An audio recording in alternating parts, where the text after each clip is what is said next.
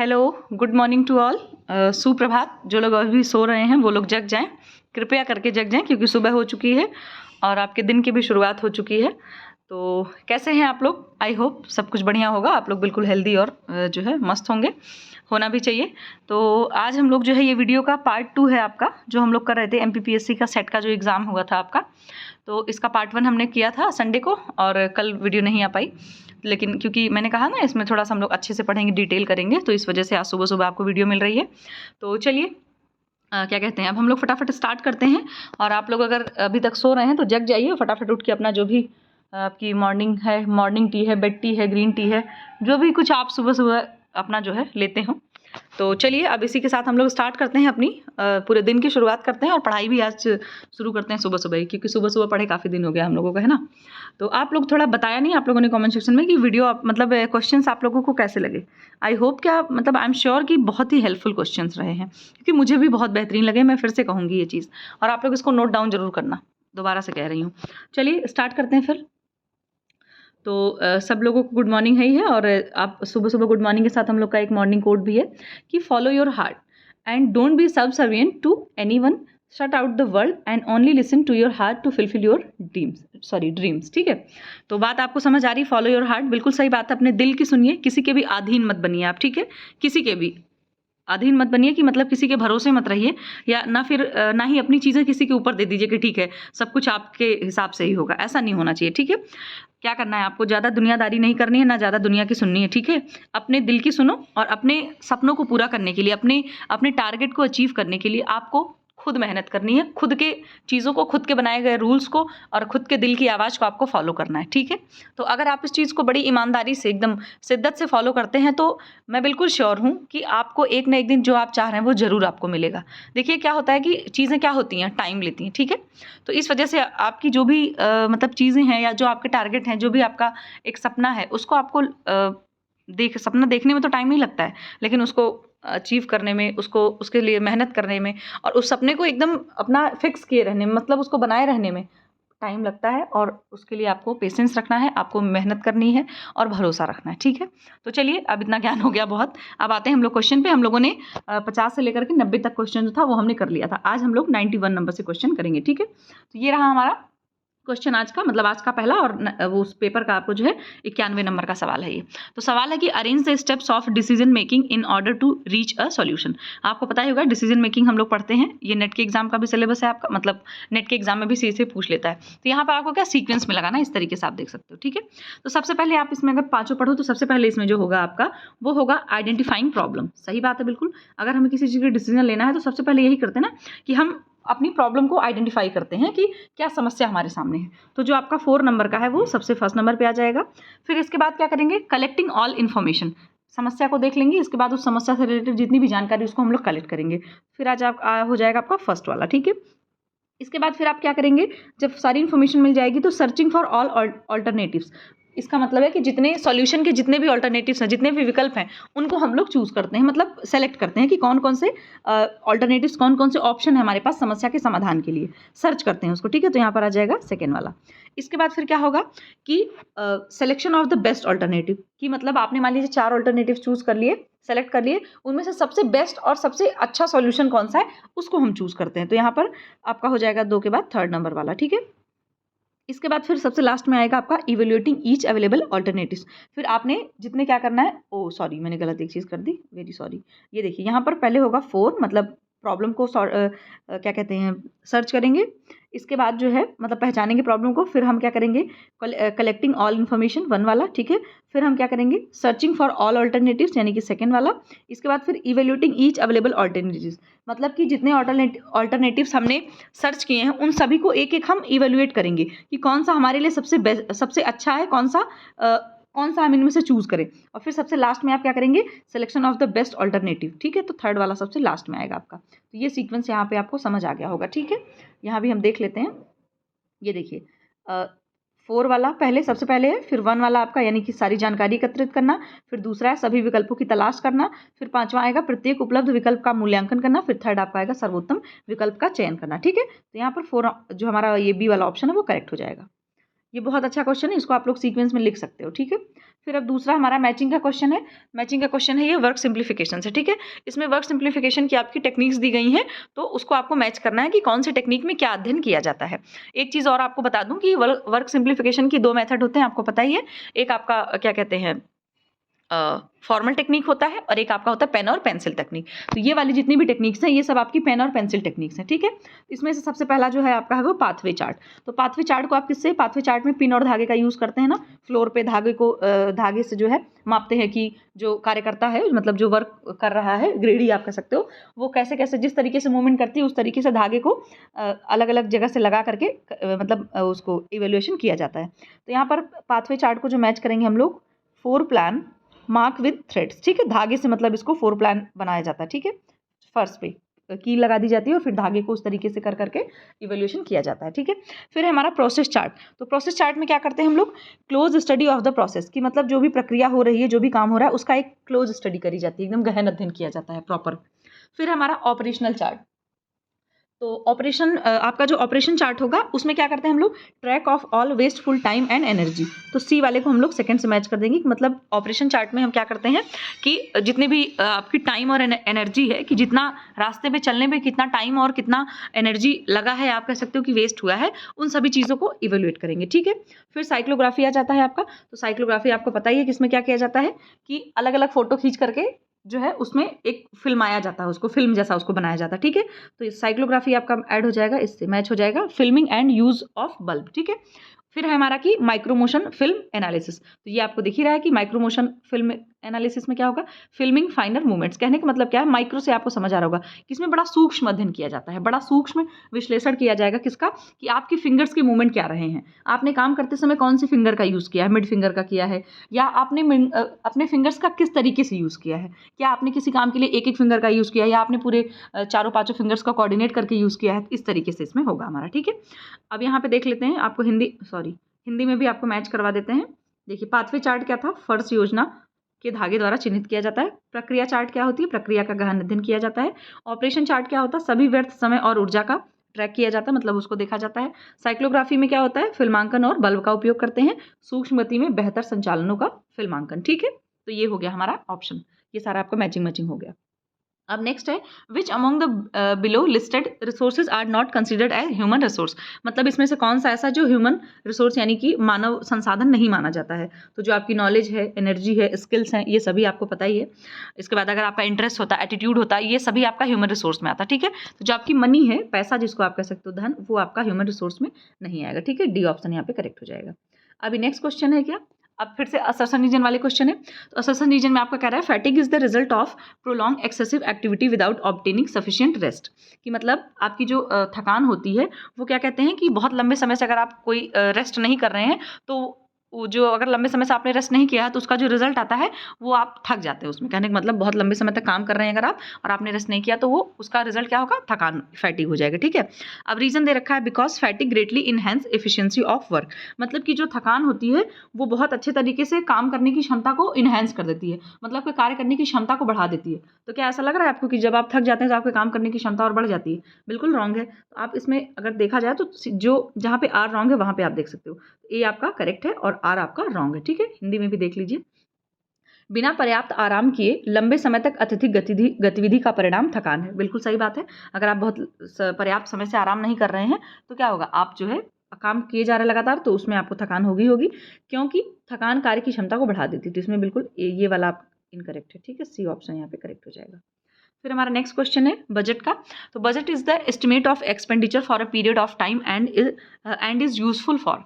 कि मतलब जो बजट होता है वो एक समय के लिए बनाया जाता है और वह का अनुमान लगाया जाता है उसमें, और ये किस चीज़ के लिए उपयोगी है। कि आपका set hinge guidelines for expenditure, या फिर हेल्पिंग इन सेटिंग प्रायोरिटीज, या फिर हेल्पिंग इन मेजरिंग एफिशिएंसी, या ऑल ऑफ द एबव। तो बिल्कुल आपकी इसमें जितनी भी बातें दी गई वो सभी सही हैं। कि क्या है, व्यय के लिए दिशा निर्देशन स्थापित करता है, वो बिल्कुल सही बात है। कहाँ आपको कितना खर्चा करना है, प्राथमिकताओं को निर्धारित करने में। जब आप बजट बनाएंगे तो सबसे पहले हम अपनी प्रायोरिटीज़, अपनी बेसिक नीड्स को लिखते हैं, ठीक है, ना कि अपनी डिमांड्स को पूरा करते हैं। फिर है दक्षता को मापने में क्या कहते हैं, मदद। मतलब ये भी एक तरीके से ये भी जांचता है, ये भी मेजर करता है कि आपके अंदर मतलब बजट बनाने की कितनी एफिशिएंसी है, या आपकी जितनी भी इनकम है उसमें आप कितना मतलब मैनेज कर पा रहे हैं या नहीं मैनेज कर पा रहे, कैसे आप अपनी चीज़ों को बजट के अकॉर्डिंग कर पा रहे हैं या नहीं कर पा रहे। तो यहाँ पर भी आपका डी ऑप्शन करेक्ट हो जाएगा, ऑल ऑफ द एबव, ठीक है। फिर नेक्स्ट क्वेश्चन है अच्छा हाँ ठीक है, नेक्स्ट है stages of family life cycle includes. यहाँ पे परिवार की अवस्था से आपसे पूछा गया, परिवार के जीवन चक्र जो अवस्था होती है, तो यहाँ पे पूछ रहा है कि स्टेजेस ऑफ जो फैमिली साइकिल है वो कौन कौन सी है इसमें। तो बिगिनिंग फैमिली, कॉन्ट्रैक्टिंग फैमिली या एक्सपेंडिंग फैमिली, ठीक है। तो प्रारंभिक भी है, अनुबंधित भी है, विस्तृत भी है। ये बहुत ही एक बहुत ही आसान क्वेश्चन था, ठीक है। तो यहाँ पर डी ऑप्शन करेक्ट हो जाएगा, सभी इसमें आएगा आपका। फिर दूसरा असर्सन रीजन का क्वेश्चन है, management is both science and art. बहुत ही आसान और बहुत ही अच्छा क्वेश्चन, ठीक है। तो आपको पता है कि प्रबंधन एक आपका वो एक विज्ञान भी और एक कला भी है, ठीक है। रीजन दिया गया है, it uses feeling, creativity and systematic understanding. तो बिल्कुल सही बात है, इसमें हम लोग अपनी फीलिंग से भी घर को मतलब एक तरीके कह सकते हो कि भावनात्मक तरीके से भी जोड़ते हैं, अपनी कुछ न कुछ क्रिएटिविटी भी दिखाते हैं। क्रिएटिविटी दिखा करके हम जितने भी हमारे पास रिसोर्सेज अवेलेबल होते हैं उनका यूज़ करके हम अपने गोल्स को अचीव करते हैं। और सिस्टमेटिक अंडरस्टैंडिंग क्या है कि वहाँ पे हम अपने घर को कह सकते हो आप, घर को मतलब हर तरीके से, फाइनेंशियली भी, इमोशनली भी, हर तरीके से हम अंडरस्टैंडिंग एक क्रिएट करते हैं और अपनी सारी चीज़ों को बहुत एक स्मूथली तरीके से उसको चलाते हैं, ठीक है। इस वजह से यहाँ पर भी आपका बोथ आर राइट हो जाएगा, ए ऑप्शन करेक्ट होगा, ठीक है। हिंदी में भी देख लेते हैं आप लोग। प्रबंधन विज्ञान और कला दोनों है, कारण दिया है या भावना, रचनात्मकता और व्यवस्थित समझ का उपयोग करता है। तो ए ऑप्शन आपको दिख ही रहा होगा, दोनों यहाँ पे करेक्ट है, बिल्कुल ठीक है। इनका असर्सन रीजन का भी जो क्वेश्चन है वो भी बहुत अच्छा है, क्योंकि इतनी आसान लैंग्वेज में और इतने सटीक लैंग्वेज में लिखा गया है कि आराम से अगर आपने थोड़ा भी इसके बारे में पढ़ा है तो आप आंसर कर सकते हैं। फिर हमें मैच करने का आ गया फिर से। अब इसमें देखिए आपका वही प्रबंधन वाली प्रक्रिया है आपकी, इसमें ये प्लानिंग है, ऑर्गेनाइजिंग है, कंट्रोलिंग है, इवेल्युएटिंग है। तो प्लानिंग में सबसे पहले आप क्या करते हो, प्लानिंग में हम कोई भी चीज़ का क्या करते हैं, पहले एक मैप बनाते हैं, एक खाका तैयार करते हैं, ठीक है। तो यहाँ पर प्लानिंग को हम मैच करेंगे किससे, mapping out courses of action. फिर है आपका ऑर्गेनाइजिंग। तो ऑर्गेनाइजिंग में क्या करते हैं, एक तरीके से हम चीज़ों को डिवाइड करते हैं कि कौन सा काम कौन करेगा या कौन सी चीज़, कौन सा सेक्टर किसके जिम्मे रहेगा, ठीक है। तो ऑर्गेनाइजिंग का हो जाएगा आपका dividing and grouping of the activities. फिर है आपका कंट्रोलिंग। तो कंट्रोलिंग में क्या होता है, aids in keeping the plan in action. मतलब क्या करते हैं, जब तक जो चीज़ें कुछ अगर कोई चीज़ अप एंड डाउन हो रही है तो उसको हम क्या करते हैं, उसमें उसको ऐड ऑन कर देते हैं। अच्छा या यहाँ पे थोड़ी गड़बड़ हो रही है, इसको भी ऐसे भी कर देते हैं, ठीक है। तो यहाँ पर ये वाला आपका हो जाएगा। और इवेल्यूएशन में क्या करते हैं हम लोग, जजिंग द रिजल्ट। रिजल्ट को हम लोग मतलब रिजल्ट को हम लोग जज करते हैं, इवेल्युएट करते हैं कि जो आपने काम के लिए आपने प्रबंधन किया था वो काम आपका कैसा रहा, उसका रिजल्ट जो आपको आउटपुट चाहिए था वो आपको मिला या नहीं मिला। अब हिंदी की बारी है। तो हिंदी में देखिए क्या है, योजना में आएगा कार्रवाई की प्रक्रिया का खाका बनाना, ठीक है। फिर आयोजन में आपका आएगा गतिविधियों का विभाजन एवं समूहन। फिर नियंत्रित में आपका आएगा योजना को क्रियान्वित करने में सहायक। और मूल्यांकन में क्या होगा, परिणाम को आंकना, ठीक है। सी ऑप्शन यहाँ पे करेक्ट हो जाएगा आपका। अभी नेक्स्ट क्वेश्चन फिर से है 100 नंबर का। The number of sustainable development goals adopted by the United nation in 2015 is. कहने का मतलब इसका भी नाम आपने सुना होगा, इसको शॉर्टकट में एसडीजी भी बोलते हैं और एमडीजी भी एक इसी तरीके का आपका दूसरा भी है जो है मिलेनियम डेवलपमेंट गोल्स।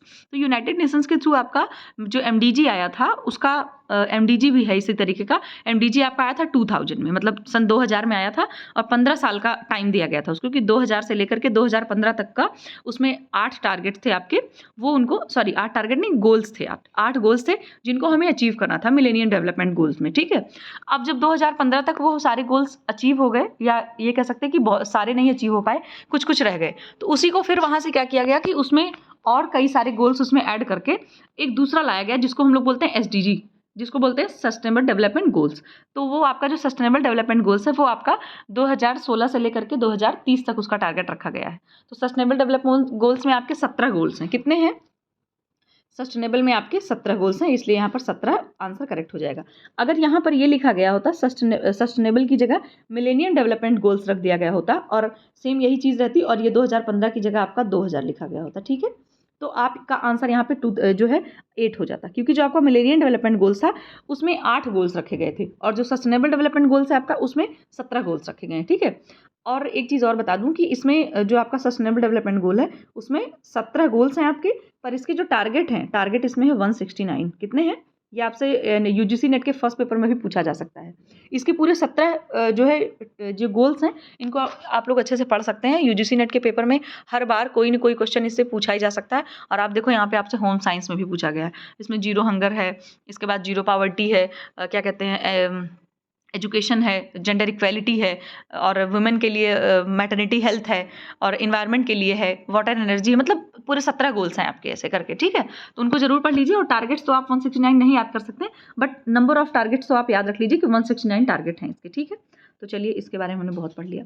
अब दूसरा है कि 101 नंबर का क्वेश्चन है, the visual design in which use of repeating patterns, shapes and forms are interpreted by viewer is term as, मतलब कि ऐसा कोई दृश्य है जिसमें दोहराए जाने वाले पैटर्न है, आकृतियां और रूपों का उपयोग दर्शक द्वारा व्याख्यातित किया जाता है, तो ऐसा क्या कहलाता है। ठीक है, तो बैलेंस है, कंट्रास्ट है, रिदम, यूनिटी। तो आपको यहाँ से कीवर्ड समझ लेना है क्या, कि देखिए रिपीटिंग पैटर्न्स, ठीक है, शेप एंड फॉर्म्स, तो जहाँ पर रिपीट हो रही हैं चीज़ें, मान लीजिए देखिए इस तरीके से अगर मैं रिपीट करूँ, इस तरीके से गोल गोल आपको कुछ बना करके मैं दूँ, तो इस पर क्या हो रहा है, आपकी आंखें, मैंने ये जो लाइन आ रही है कहीं मैंने ब्रेक नहीं किया है, तो अगर आप यहाँ से देखना शुरू करेंगे तो ये पूरी आपकी आंखें तुरंत इस पर गति करती चली जाएंगी।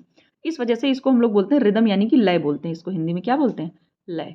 ठीक है, तो ये आपका जो आपका क्या कहते हैं डिजाइन होता है उसका ये क्वेश्चन है। ठीक है, तो यहाँ पर सी ऑप्शन आपका करेक्ट हो जाएगा।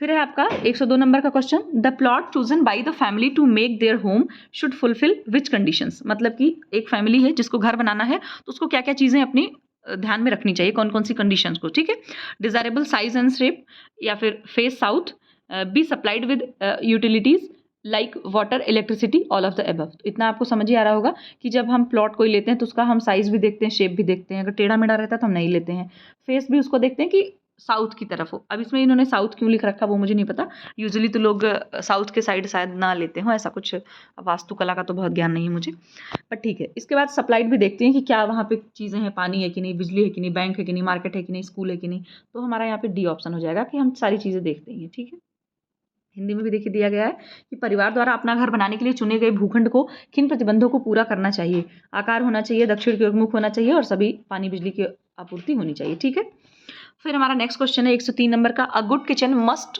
Provide space and equipment for which activities. कहने का मतलब है कि जो अच्छा किचन होता है वो उसमें जो स्पेस होता है वो क्या बोलते हैं, स्पेस और जो वहाँ पे इक्विपमेंट है उनको किस एक्टिविटीज के लिए मतलब स्पेस छोड़ा जाता है किचन में। ठीक है, तो क्या लिखा हुआ है, recreation and entertainment, rest and personal activities, storage of family needs and goods. तो आप देख सकते हैं क्या एंटरटेनमेंट और रिक्रिएशन के लिए हम लोग किचन में स्पेस रखते हैं, नहीं रखते हैं, रेस्ट और पर्सनल एक्टिविटीज़ के लिए नहीं रखते हैं, storage of family needs and goods बिल्कुल नहीं। यहाँ हम क्या करते हैं, प्रिपरेशन ऑफ कुकिंग, मतलब सॉरी प्रिपरेशन एंड कुकिंग, मतलब हम जो खाना बनाने की तैयारी करते हैं और खाना बनाने के लिए अच्छे से खाना बन पाए इसलिए हम लोग उसको थोड़ा स्पेसियस रखते हैं किचन। ठीक है, जिनके किचन में स्पेस नहीं होगा वो लोग ये चीज़ अच्छे से समझ पा रहे होंगे कि किचन में स्पेस होना कितना ज़्यादा ज़रूरी है और हम किचन में स्पेस क्यों रखते हैं। ठीक है, तो यहाँ पर देखिए है कि यहाँ भी आपका यही हो जाएगा, तैयारी और खाना बनाने के लिए हम लोग किचन में क्या बोलते हैं इक्विपमेंट्स और जगह को रखते हैं। ठीक है, क्योंकि अगर आपके किचन में आपके पास अप्लाइंसेज और ये क्या कहते हैं जगह है तो आप बड़े आराम से मजे मजे में खाना बना सकते हैं। ठीक है, फिर दूसरा है कि among the below given list which type of layout is considered as the best layout for kitchen। तो इसमें किचन का पूछ रहा है कि सबसे बेस्ट लेआउट जो है किचन का वो कौन सा है, तो आपको दिख रहा होगा यू शेप्ड के किचन को इन्होंने सबसे अच्छा माना हुआ है। ठीक है, तो और इसके बाद जो आपका एल शेप किचन होता है इसमें क्या होता है, वर्क ट्राइंगल बहुत अच्छा बनता है, एल शेप जो होता है इस तरीके से। यहाँ मान लीजिए आपने क्या बोलते हैं सिंक बना दी, यहाँ आपने रेफ्रिजरेटर रख दिया, यहाँ पे आपने गैस का वो रख दिया, तो इस तरीके से पूरा ट्राइंगल बनता है। तो अगर ट्राइंगल से मतलब जैसे मान लीजिए किचन के बारे में कुछ ट्राइंगल वर्ड दे करके आपसे पूछा जा रहा है तो आप एल शेप के साथ जाएंगे। ठीक है, तो एल शेप के किचन को बहुत अच्छा माना जाएगा, तो यहाँ पर हमारा ऑप्शन ए करेक्ट हो जाएगा।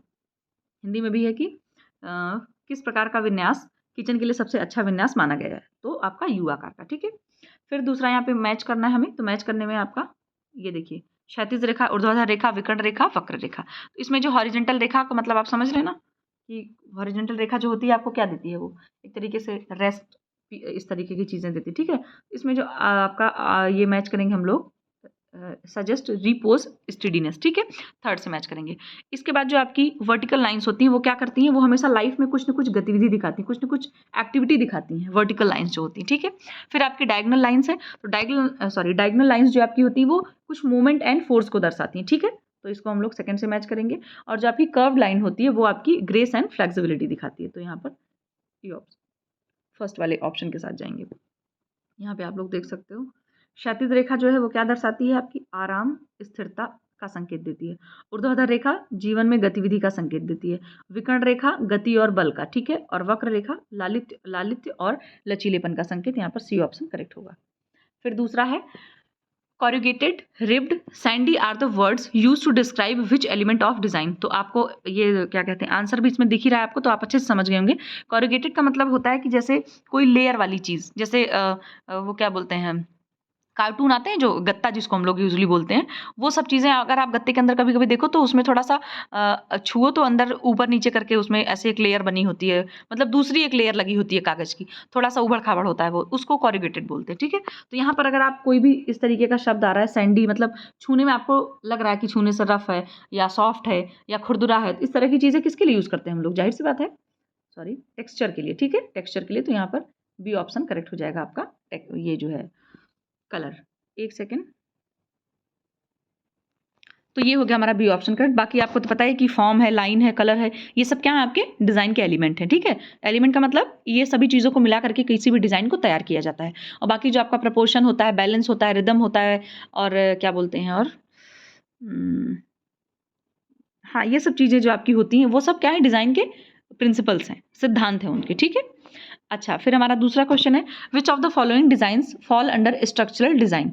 तो इसमें ऑप्शन आपका जो है अमूर्त यानी कि अब्स्ट्रैक्ट डिजाइन, नेचुरल यानी कि प्राकृतिक डिजाइन, आर्किटेक्चरल डिजाइन यानी कि वास्तुकला डिजाइन, यानी या फिर उपरोक्त में से कोई नहीं। तो जो आपकी संरचनात्मक डिजाइन की बात कर रहा है वो आपका होगा सी, यानी कि आर्किटेक्चर। जब आप ये सोचो ना कि कोई भी, अगर जब हम घर का स्ट्रक्चर बनाते हैं तो हम क्या करते हैं, सबसे पहले हम आर्किटेक्चर के पास ही जाते हैं कि देखिए ये मेरा प्लॉट है, इसमें मुझे आप बताइए कैसे कैसे सारी चीज़ें को मैं बनाऊं। ठीक है, क्योंकि आपका जो एब्स्ट्रैक्ट डिज़ाइन होगा उसको तो कह सकते हो कि आप अपने दिमाग में बना लो कि यहाँ ऐसे कर देंगे, वहाँ वैसे कर देंगे, लेकिन जो आपका स्ट्रक्चर बनाएगा वो कौन होगा, आर्किटेक्चर ही आपकी पूरी डिज़ाइन एक स्ट्रक्चर पूरा बना करके तैयार करेगा। आपके घर में ये चीज़ यहाँ हो सकती है, ये चीज़ यहाँ हो सकती है। ठीक है, तो यहाँ भी हमारा सी ऑप्शन करेक्ट हो जाएगा।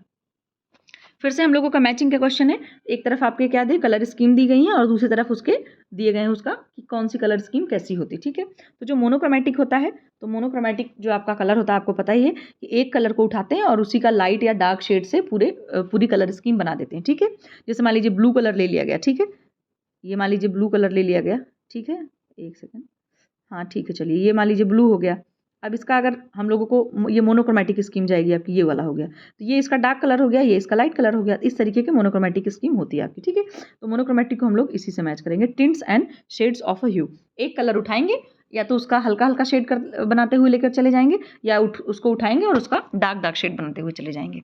इसके बाद है कॉम्प्लीमेंट्री। तो कॉम्प्लीमेंट्री आपको पता ही है कि बिल्कुल एक दूसरे के मतलब कॉम्प्लीमेंट कर रहे हो। ठीक है, तो डायरेक्टली ऑपोजिट, मतलब कि एक दूसरे के बिल्कुल उल्टा हो। जैसे मान लीजिए आपका यहाँ पर रेड है, जैसे ये ट्राइंगल होता है ना, तो यहाँ पर मान लीजिए रेड है आपका, फिर जब ये इस तरीके से बन जाएगा तो इस कोने पे आपका ग्रीन आएगा। तो जब ये रेड और ग्रीन जो है एक दूसरे का क्या है, कॉम्प्लीमेंट्री है, मतलब इसके जस्ट ऑपोजिट पड़ रहा है। ठीक है, अच्छा, इसको इससे मैच कर दिया, फिर इसको इससे मैच कर दिया, फिर आपका है ट्राइड कॉम्प्लीमेंट्री। यहाँ पर ये तृतीयक रंग योजना की बात हो रही, तो क्या कहते हैं तृतीयक, हाँ, तो कलर एट क्या बोलते हैं, इक्विलैटरल ट्राइंगल, मतलब कि पूरे ट्राइंगल पे इस तरीके से ये मान लीजिए ट्राइंगल बना है आपका, एक कलर जो यहाँ है, एक कलर को यहाँ, एक कलर को यहाँ है, तो ये आपकी ट्राइड कॉम्प्लीमेंट्री स्कीम हो जाएगी। तो ये इसको भी हम सामने से मैच करेंगे। और एनालॉगस जो थीम होती है आपकी, वो भी क्या होती है, एडजेसेंट टू ईच अदर, मतलब कि एक दूसरे के अगल बगल होती है। ठीक है, तो ये हो गया हम लोगों का मैचिंग क्वेश्चन। अब हम नेक्स्ट देखते हैं, इसमें भी देखिए मैच कर लेते हैं। एक वर्डी क्या है, एक रंग के शीट्स के टिंट है, पूरक सीधे विपरीत, त्रिपूरक समबाहु त्रिभुज पर रंग, अनुरूप एक दूसरे से सटे हुए। ठीक है, बी ऑप्शन करेक्ट हो गया यहाँ पे।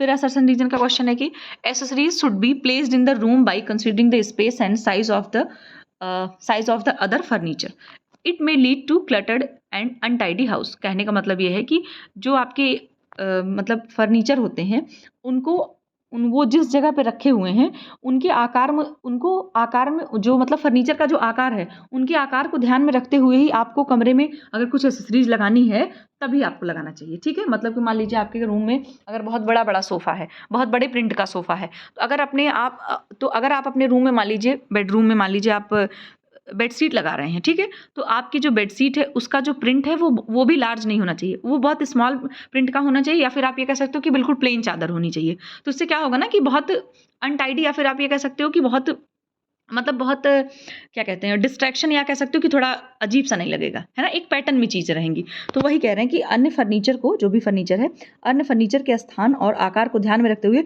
सहायक उपकरण को कमरे में रखा जाना चाहिए। अगर आपके कमरे में बहुत बड़े बड़े फर्नीचर है तो आप कोशिश करो कि भाई, जैसे एग्जाम्पल दिया मैंने आपको प्रिंट का, ठीक है, इसका रीजन दिया गया है, इससे घर अस्त व्यस्त और गंदा हो सकता है। बिल्कुल सही बात है। अभी मैंने कहा ना, मान लीजिए सपोज करिए एक रूम है, उसमें आपने बहुत बड़े बड़े प्रिंट के सोफे का जो कवर है वो बहुत बड़े बड़े प्रिंट का है, फिर आपने चादर और पिलो कवर वो सब भी बड़े बड़े प्रिंट का लगा दिया, फिर आपने बड़ी बड़ी पेंटिंग्स लगा दी अपने रूम में, तो आप जरा सोचो वो रूम कैसा लगेगा आपका। ठीक है, तो इस वजह से ये दोनों आपका ऑप्शन इसमें करेक्ट है। ठीक है, ये ऑप्शन करेक्ट है, दोनों असर्शन भी करेक्ट है और रीजन भी करेक्ट है।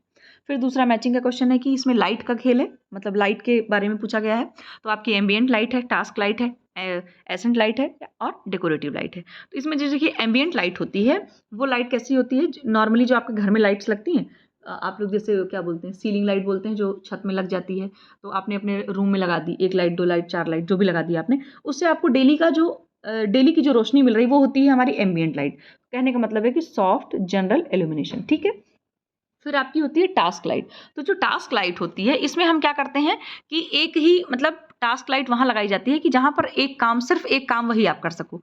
इसका एग्जाम्पल आपका हो सकता है जैसे स्टडी टेबल पे बैठ करके आप सिर्फ वहाँ पे पढ़ाई करते हैं। ठीक है, और मान लीजिए जैसे कोई स्विंग मशीन यूज़ कर रहा है, तो उसके लिए प्रॉपर कोई लाइट कर रहे हैं वो लोग, तो उसको हम लोग बोलते हैं कि टास्क लाइट। ठीक है, तो इसको हम लोग मैच करते हैं क्या कहते हैं, एक सेकेंड, ये focused source of light on work space, मतलब जहाँ पर आप काम कर रहे हैं, आपके काम करने का जो स्थान है वहाँ पर स्पेशली ये लाइट लगाई जाती है। इसके बाद आपकी आती है एक्सेंट लाइट। तो एक्सेंट लाइट जो होती है ये ऐसी लाइट होती है, ये प्रॉपर किसी ऑब्जेक्ट पे, मतलब या तो किसी फिक्स ही जगह पे लाइट आपको, मतलब ऐसी जगह लगाई जाती है कि या तो किसी एक ऑब्जेक्ट पे फोकस रहता है इस लाइट का, या तो एक किसी पर्टिकुलर जगह पे रहता है।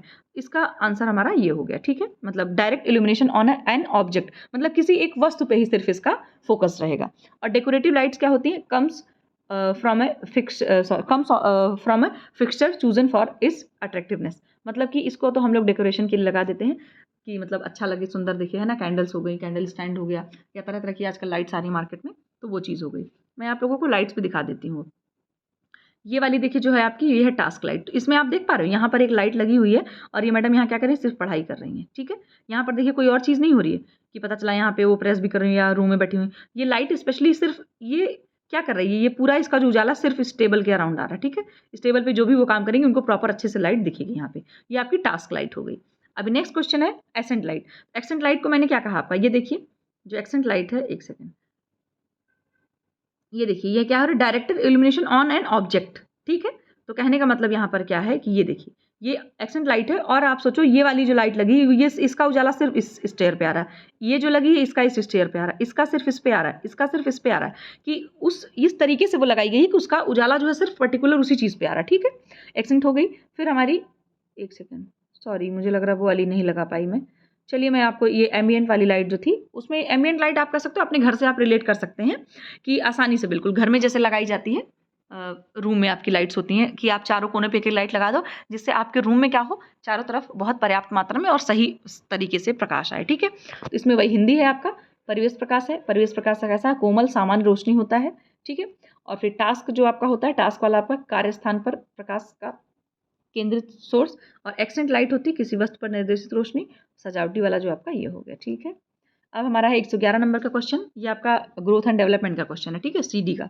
Growth refers to an increase in size और change in physical structure and development refers to, पूछ रहा है कि जो आपकी वृद्धि होती है वो क्या करती है, वो आपके साइज में और इसके बाद फिजिकल स्ट्रक्चर में मतलब दिखाता है, डेवलपमेंट दिखाता है। लेकिन जो आपका डेवलपमेंट यानी कि विकास होता है वो क्या होता है, वो कैसा होता है, तो जो आपकी वृद्धि होती है उसको आप क्या कर सकते हैं, अगर आपकी बॉडी में ग्रोथ हो रही है तो ग्रोथ में क्या होता है, आपकी हाइट बढ़ती है, आपका वेट बढ़ता है, आपके सर का सरकमफेरेंसेस बढ़ता है, और इसके बाद आपकी जो है कह सकते हो कि अगर बच्चा छोटा है तो उसके हाथ पैर भी बढ़ते हैं। ठीक है, इस तरीके की जो चीज़ें होती हैं उनको हम लोग ग्रोथ में आते हैं, ग्रोथ के अंदर मतलब उसको काउंट करते हैं।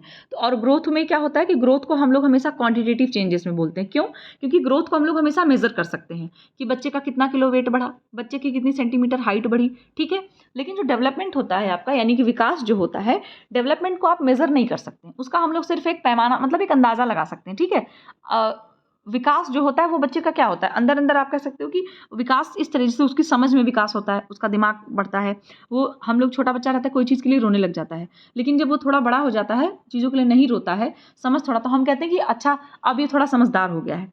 तो क्या समझ को हम लोग ये कह सकते हैं कि इतने सेंटीमीटर समझ बढ़ गई या इतने इतने किलोग्राम इनकी समझ बढ़ गई, ऐसा नहीं हो सकता है। तो आपका जो विकास है यानी कि डेवलपमेंट है उसको हम लोग क्वांटिटेटिव में नहीं रखते हैं। क्यों, क्योंकि विकास को हम लोग मेजर नहीं कर पाते हैं। ठीक है, उसको सिर्फ हम एक अंदाजा लगा सकते हैं, ऑब्जर्व कर सकते हैं। विकास आपका जो होता है वो ऑब्जर्वेबल मतलब ऑब्जर्वेबल होता है। ऑब्जर्व कर सकते हैं आप उसको। तो विकास को हम लोग यानी कि डेवलपमेंट को हम लोग क्वालिटेटिव उसमें रखते हैं, ठीक है, क्वालिटेटिव चेंजेस में। क्योंकि विकास में क्या होता है, व्यक्ति की समझ बढ़ रही है, व्यक्ति की रीजनिंग बढ़ रही है, इमेजिनेशन पावर बढ़ रही है, चीज़ों को समझने का तरीका बढ़ रहा है, उसकी जो मतलब वो डाइवर्जेंट सोच रहा है, डाइवर्जेंट थिंकिंग हो रही है उसकी। तो डाइवर्जेंट थिंकिंग तक कब होती है, जब इंसान थोड़ा समझदार होने लग जाता है, ठीक है। तो आई होप आपको ये समझ आ गया होगा। और जो आपका ये एंथ्रोपोलॉजी है तो आपका एक तरीके का ये भी एक मानव क्या बोलते हैं, मानव शरीर क्रिया विज्ञान जो चीज़ें हैं उनमें मानव शास्त्र में पढ़ा जाता है, ठीक है। और आपकी क्वांटिटेटिव क्या होगी, क्वांटिटेटिव जो है आपका वो ग्रोथ होती है। कभी कभी ये भी क्वेश्चन पूछ लेता है कि ग्रोथ आपकी क्या है, तो वो क्वांटिटेटिव है, और जो आपका डेवलपमेंट है वो आपका क्वालिटेटिव है, ठीक है। क्योंकि क्वालिटेटिव का मतलब होता है गुणात्मक परिवर्तन और क्वांटिटेटिव का मतलब होता है मात्रात्मक परिवर्तन, ठीक है। अच्छा, अब आपका दूसरा क्वेश्चन है, ये भी आपको मैच करना है। इसमें क्या होता है कि सबसे पहले इसमें मैच कर लेते हैं हम लोग की, पहला है आपका proceeds from general to specific. कहने का मतलब क्या है, कोई ऐसी चीज़ होती है जो मतलब आगे कैसे प्रोसीड होती है, जनरल टू स्पेसिफिक। पहले सामान्य चीज़ें होती हैं, फिर उसकी विशिष्ट क्रियाएं करता है वो व्यक्ति, ठीक है। इसमें जो सबसे पहले आपका आंसर होगा वो होगा इनकेपेबल ऑफ स्पेसिफिक रिस्पॉन्सेज। कहने का मतलब क्या है, इसमें जब बच्चा सामान्य चीज़ें सीखता है तो उसको कई सारी चीज़ें ऐसी मतलब एक्टिविटीज़ ऐसी होती हैं जिनका वो एकदम से आंसर नहीं कर सकता है, तो मतलब कि वो भी इतना कैपेबल नहीं है, ठीक है। तो ये चीज़ें धीरे धीरे कैसे होंगी, पहले वो कैपेबल नहीं रहेगा, फिर धीरे धीरे क्या होगा, वो कई सारी चीज़ों को करने में कैपेबल हो जाएगा। तो ये जो एक रिलेट कर रहा है जनरल टू स्पेसिफिक से, ये बच्चा पहले रिस्पॉन्स नहीं कर पाएगा, लेकिन वो धीरे धीरे क्या होगा, रिस्पॉन्स करना सीख जाएगा। इसका मतलब कि बच्चा जब नहीं रिस्पॉन्स कर पा रहा है तो वो सामान्य है बच्चा, ठीक है। लेकिन धीरे धीरे जब वो चीज़ों को सीख रहा है, कई सारी उसके अंदर कैपेबिलिटीज़ आ रही है उसके अंदर, इसका मतलब बच्चा आप विशिष्ट चीज़ों की तरफ बढ़ रहा है। इसके बाद है आपका सफेलोकॉडल सीक्वेंस। सफेलोकॉडल सीक्वेंस आपको पता ही है, ये डेवलपमेंट का आपका प्रकार है। तो सफेलोकॉडल में क्या होता है, सफेलो मतलब सिर, तो सिर से आप हेड टू फुट की तरफ, इसमें सिर से पैर की तरफ विकास होता है। फिर है आपका प्रॉक्सिमोडिस्टल सीक्वेंस। तो प्रॉक्सिमोडिस्टल सीक्वेंस क्या होता है, ये आपका होता है सेंट्रल टू पेरिफेरी, यानी कि central part of body to peripheries, ठीक है। कि मतलब बॉडी जो शरीर का विकास है वो पहले बॉडी के जो आपके क्या बोलते हैं सेंटर पार्ट होते हैं, और बाद में फिर पेरिफेरीज की तरफ। कहने का मतलब, मान लीजिए पहले क्या होगा, बच्चे का हाथ जो होता है वो पहले बढ़ता है, लेकिन उसकी जो हाथ की उंगलियां होती हैं, ठीक है, वो चीज़ें बाद में होती हैं। पेरिफेरीज का मतलब है कि बाहर की तरफ, बिल्कुल ठीक है। इसके बाद डेवलपमेंट इज कोरिलेटेड। तो आपको पता है कि जो विकास है वो रिलेटेड होता है, मतलब कि जो डेवलपमेंट है वो एक दूसरे से बहुत ही गहरा संबंध रखता है। तो डेवलपमेंट आपके कौन कौन से होते हैं, फिजिकल डेवलपमेंट है जिसमें आपका शरीर बढ़ता है, मेंटल डेवलपमेंट मानसिक विकास मतलब आपका मन, मन मतलब आपका वही दिमाग है, आपकी सोचने समझने की शक्ति बढ़ती है। इमोशनल है, सोशल है, इमोशनल सोशल मतलब कि आपको पता रहता है किसके साथ आपको कौन सा इमोशन दिखाना है, अपने दोस्तों के साथ दूसरा इमोशन दिखाना है, रिश्तेदारों के साथ दूसरा, अपने फैमिली के साथ दूसरा। सोशल डेवलपमेंट क्या है आपका, आपको ये पता है कि 4 लोगों के साथ कैसे बात करनी, कैसे उनके बीच बैठना है, कब उनसे बोलना है, कब नहीं बोलना है, ठीक है, किस बात का कैसे आपको जवाब देना है। तो ये हो गया आपका। इसमें भी अगर आप चाहो तो मैच कर दूं मैं, सामान्य से विशिष्ट की ओर बढ़ता है, विशिष्ट प्रतिक्रियाओं में असमर्थ, ठीक है। सफेलोकार्डल सिर से पैर की ओर, समीपस्थ अनुक्रम विकास, तो ये आपका ये हो गया विकास से संबंधित, ये ठीक है। इसके बाद दूसरा क्वेश्चन है हमारा, arrange the period of life span in the order of development. अब ये भी बहुत आसान क्वेश्चन है, आपको दिख ही रहा होगा कि सबसे पहले लाइफ में, पूरे लाइफ का जो रहता है जीवन चक्र, उसमें डेवलपमेंट किस तरीके से आता है। तो सबसे पहले क्या होता है, बच्चा इन्फेंट रहता है, बिल्कुल छोटा बच्चा, बी को मैच करेंगे। फिर यही इन्फेंट वाला जो बच्चा रहता है वो टॉडलर हो जाता है, क्या हो जाता है, टॉडलर हो जाता है। इसके बाद फिर अब ये बच्चा एडोलसेंस में आता है, ठीक है, किशोर हो जाता है, बिल्कुल डी आ गया। किशोर होने के बाद वो यंग अडल्टहुड कहलाता है, ए आ गया। सबसे लास्ट में बेचारा बुढ़ा हो जाता है, ठीक है, ओल्ड एज में, ओके। तो यहाँ हिंदी में भी देख लो आप कि सबसे पहले क्या था आपका, बचपन आएगा, बचपन के बाद बच्चा फिर क्या हो जाएगा, बहुत छोटा बच्चा बनेगा, वो बहुत छोटा बच्चा बनने के बाद किशोर हो जाएगा, किशोर के बाद युवा वयस्कावस्था आ जाएगी, सी में आपका सॉरी इसमें बुजुर्ग वाली अवस्था नहीं दी गई, चलिए प्रौढ़ अवस्था, ठीक है, ओल्ड एज आ जाएगी उसकी। तो ये हो गया हम लोगों का। अब फिर से असर्शन रीजन है, तो इसमें दिया गया है aged people should follow a diet pattern regulated to meet their specific needs. इसके बाद रीजन दिया गया है कि they require less calories due to high BMR. ये कह रहे हैं कि जो लोगों की एज बढ़ जाती है उनको क्या करते हैं, उनकी कुछ विशेष आवश्यकताओं को पूरा करने के लिए उनको एक डाइट फॉलो करनी चाहिए।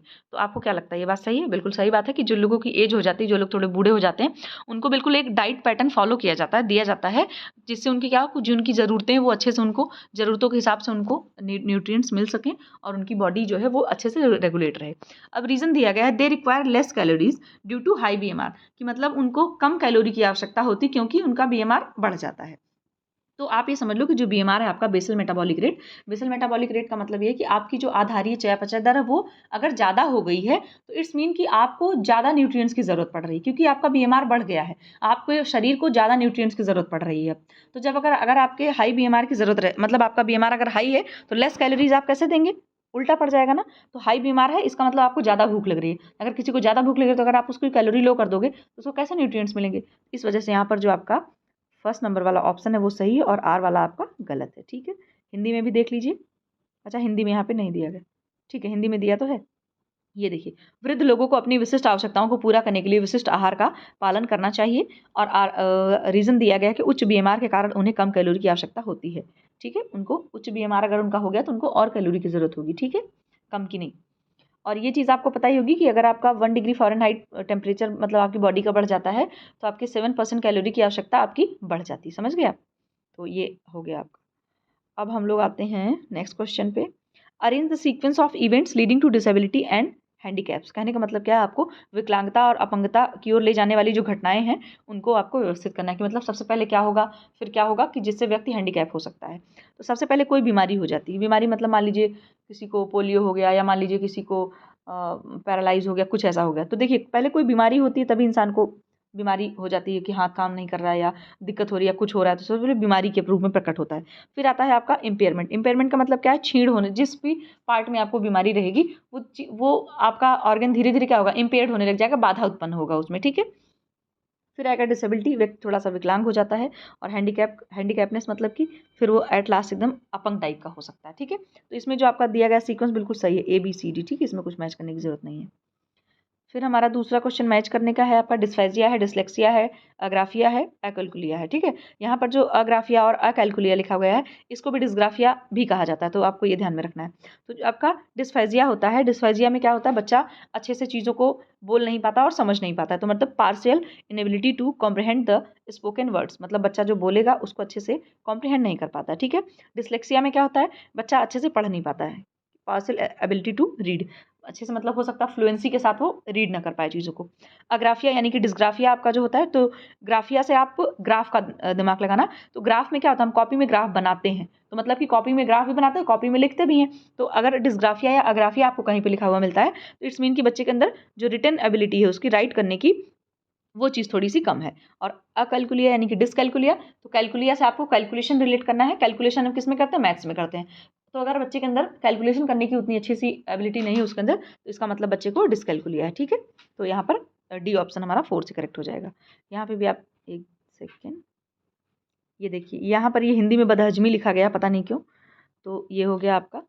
फिर आपका डिसलेक्सिया, पढ़ने की आंशिक क्षमता। फिर आपकी लेखन गणना, सॉरी, लेखन में आपकी लिखने की क्षमता, थर्ड वाला। ठीक है, और डिसकैल्कुलिया आपका ये वाला। फिर है हमारा कि people of the same age group who share common experiences और demographic traits are categorized as, मतलब कि एक ही आयु के लोग हैं।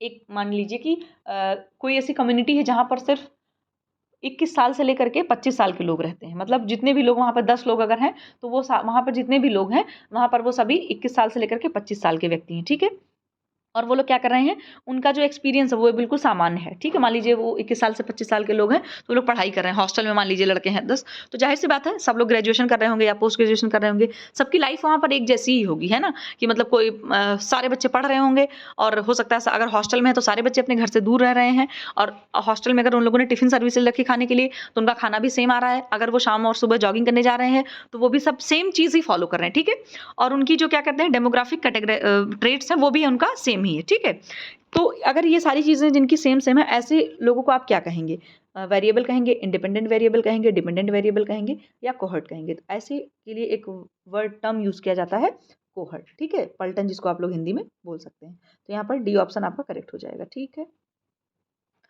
इसके बाद दूसरा क्वेश्चन है हमारा मैचिंग करने का। अगेन मैचिंग करने का क्वेश्चन है, एक सेकेंड। तो मैचिंग में हमें क्या करना है, स्टैंड अलोन, मतलब कि बच्चा कब अकेले बिल्कुल खड़ा हो सकता है।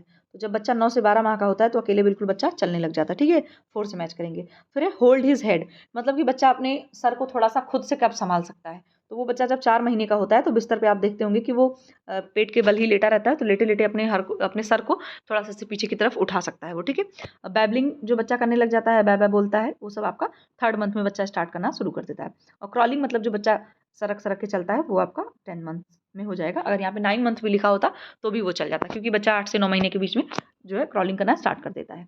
यहाँ पे भी देख सकते हो, 1 सेकेंड, अकेले खड़ा होना 9 से 12 माह, सिर संभालना चौथा महीना, बड़बड़ाना तीसरा महीना और सरक कर चलना 10 महीने। ठीक है, बी यहाँ पे आपका करेक्ट आंसर हो जाएगा। फिर है आपका दूसरा क्वेश्चन है, ये आपका साइको सोशल थ्योरी है जो आपकी दी थी, किन्होंने दी थी, एरिक एरिक्सन ने। ठीक है, तो उनके आपको पता ही 8 स्टेजेस उन्होंने दी थी। तो यहाँ पर जो है इसको आपको स्टेज में लगाना है। सबसे पहले आपकी कौन सी स्टेज आती है? सबसे पहले ट्रस्ट वर्सेस मिसट्रस्ट आती है। यहाँ पर आपके ट्रस्ट वर्सेस मिसट्रस्ट नहीं दिया गया, तो ट्रस्ट के बाद क्या आता है? Autonomy versus same. तो यहाँ पर आप सबसे पहले आपका जो होगा वो ऑटोनॉमी वर्सेस सेम हो जाएगा, फर्स्ट वाला ये हो जाएगा। फिर ऑटोनॉमी के बाद आपका दूसरा आता है कि आइडेंटिटी वर्सेस रोल कन्फ्यूजन, तो यहाँ पर ये आपका दूसरा हो जाएगा। बच्चा आइडेंटिटी बनाने की कोशिश करता है अपनी। ठीक है, फिर आपका आ जाएगा जनरेटिविटी वर्सेस स्टैग्नेशन, तो यहाँ पर ये हो जाएगा कि बच्चा नहीं, मतलब अब बच्चा बड़ा हो चुका है, क्योंकि वो क्या कर रहा है? जनरेटिविटी वर्सेस स्टैग्नेशन का मतलब क्या है कि वो अपनी अगली पीढ़ी के लिए, जिसमें वो कुछ ना कुछ जनरेट करता है, इनकम जनरेट करता है, या फ्यूचर के लिए कुछ बिजनेस, या फ्यूचर के लिए कुछ सेविंग, है ना, ये सब चीज़ें जनरेट करता है। अगर वो नहीं जनरेट कर पाता है तो उसके अंदर स्टैग्नेशन वाली फीलिंग आ जाती है। सबसे लास्ट में आता है ईगो इंटीग्रिटी वर्सेस डिस्पेयर। ठीक है, तो अगर वो कुछ भी नहीं कर पाया, है ना, अगर उसकी लाइफ में सब कुछ अच्छा रहा, सब कुछ वो अच्छे से कर पाया, तो वो क्या होगा? उसका जो ईगो रहेगा वो बिल्कुल बैलेंस में रहेगा। ठीक है, इंटीग्रेटेड हो जाएगा। और अगर नहीं कर पाता है तो उसको बहुत ही निराशा वाली स्थिति उत्पन्न हो जाती है। ठीक है, तो यहाँ पर आपका होगा 4 1 3 2। ठीक है, आगे हम देखते हैं, ये देखिए 4 1 3 2। ठीक है, यहाँ पर हिंदी में भी दिया गया है कि देखिए, स्वायत्तता विरुद्ध शर्म, इसको मैंने आपसे कहा है आप इसको पहले मतलब इंग्लिश में ही पढ़िए, वो ज़्यादा आपको ठीक रहेगा। ठीक है, तो यहाँ पर आप देख सकते हो हिंदी वाला ऐसे दिया गया, पढ़ना चाहो तो आप पढ़ सकते हो। ठीक है, इनकी स्टेजेस बिल्कुल याद कर लीजिए, और इसका जो आपकी टाइमिंग है, मतलब कौन से टाइम से कब तक होता है। जैसे स्वायत्तता बनाम आपका वो है 1.5 साल से लेकर 3 साल तक। ठीक है, तो इस तरीके से चीज़ें पता होनी चाहिए आपको। फिर हमें मैच करना है, तो बहुत आसान क्वेश्चन है और आज का आखिरी क्वेश्चन है। ठीक है, तो सिगमंड फ्रॉइड को सब लोग जानते होंगे, इन्होंने क्या दिया था? Psychosexual theory of personality. Personality के 3 ट्रेट्स इन्होंने बताए थे ना आपको, ईड, ईगो और सुपर ईगो। ठीक है, जो आपका ईड है वो प्लेजर प्रिंसिपल पे काम करता है, जो ईगो है वो रिलेटिव प्रिंसिपल पे काम करता है, और जो सुपर ईगो है वो आपका मॉरल प्रिंसिपल पे काम करता है। इसके बाद इन्होंने वो क्या कहते हैं, साइकोसेक्सुअल जो थ्योरी है, इसमें इन्होंने स्टेजेस भी बताई थी। ओरल है, एनल है, इसके बाद फैलिक स्टेज थी, लैटेंट स्टेज थी, फिर आपकी क्या बोलते हैं, जेनाइटल स्टेज थी।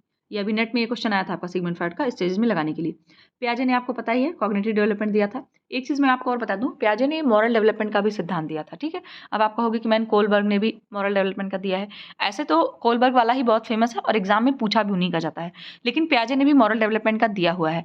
मैंने आपको इसलिए बता रही हूँ क्योंकि अगर मान लीजिए बाई चांस कभी भी किसी भी एग्जाम में आपको पियाजे के सामने कॉग्निटिव डेवलपमेंट न लिख करके मॉरल डेवलपमेंट अगर आ गया, तो आपको कंफ्यूज नहीं होना। ठीक है, तो आपको मॉरल डेवलपमेंट से आप मैच कर सकते हैं, या ऑप्शन में अगर कॉग्निटिव डेवलपमेंट नहीं दिया है तो आप जा सकते हैं। ठीक है, मॉरल डेवलपमेंट के साथ, और अगर मॉरल डेवलपमेंट के साथ कोलबर्ग का दिया है तो आप जाहिर सी बात है उन्हीं के साथ जाएंगे। फिर आपका कोलबर्ग है, तो कोलबर्ग ने आपको मॉरल डेवलपमेंट दिया ही था। मॉरल डेवलपमेंट में आपकी 3 लेवल्स दिए थे इन्होंने और 6 स्टेजेस दी थी। ठीक है, फिर आपके स्किनर है, स्किनर ने आपकी ऑपरेंट कंडीशनिंग वाला दिया ही था, आपको पता ही है, और इसी में आपके जो पावलोव थे उन्होंने क्लासिकल कंडीशनिंग दी थी। तो आज हम लोगों के कितने क्वेश्चन खत्म हुए? आज आपके खत्म हुए 30 क्वेश्चन। ठीक है, आई होप ये भी आपको समझ आया होगा और क्वेश्चन अच्छे लगे होंगे। तो चलिए, अच्छा ये हिंदी है आपका। ठीक है, हिंदी में भी आप देख सकते हो। ये जितने भी मुझे लगता है थ्योरी वाला जो पार्ट है ना, इसको आप थ्योरी का नाम इंग्लिश में ही पढ़ो, क्योंकि देखो यहाँ हिंदी में क्या दे रखा है, ज्ञान संबंधी विकास, मन कामुक सिद्धांत, स्फूर्त अनुकूलन, मतलब मुझे लगता है आप कंफ्यूज हो जाएंगे। और ये इंग्लिश में इतना कोई टफ नहीं है, तो आप आराम से टर्म्स को याद कर सकते हैं। मैंने क्या कहा है आपको, इंग्लिश में पूरे नोट्स बनाने की, पढ़ने की इतनी कोई वो नहीं। अगर आप बना पा रहे तो बहुत अच्छी बात है, नहीं बन रहा है तो हिंदी में ही बनाइए, पढ़िए। एग्जाम आपसे आंसर मांगता है, आपकी समझ देखता है, आपसे लैंग्वेज से उतना वो नहीं लेना है। लेकिन जब एग्जाम में कुछ ऐसे टर्म होते हैं आपके जो है कि जो इंग्लिश में बहुत बेहतरीन होते हैं, और आपका वहाँ पे कन्फ्यूजन बहुत कम होती है, आपको डिस्ट्रैक्ट नहीं होना पड़ता है। हिंदी में पता नहीं कौन कौन से वर्ड्स आ जाते हैं। ठीक है, तो इसलिए कुछ टर्म्स ऐसे जो आपको इंग्लिश में पता होने चाहिए। तो चलिए, इतने क्वेश्चन हमारे खत्म हुए, और इतनी देर आप लोगों ने मेरी बकबक सुनी, उसके लिए बहुत धन्यवाद। और चलिए, सभी लोगों को जो है फिर से मैं बाय बाय करूँगी। अब आएंगे हम लोग दूसरा क्वेश्चन लेकर के कल या फिर शाम तक, मैं देखती हूँ अगर हो पाता है तो फटाफट ये हमारा क्वेश्चन खत्म होता है। चलिए, आप लोग देखिएगा, बताइएगा और क्वेश्चन को नोट डाउन करिएगा। अब मिलेंगे दूसरी वीडियो में, तब तक के लिए बाय बाय, टेक केयर। और आप सभी लोगों का दिन शुभ हो, बढ़िया खाइए पीजिए, आराम कीजिए और पढ़ाई जरूर कीजिए। ठीक है, ओके, बाय बाय।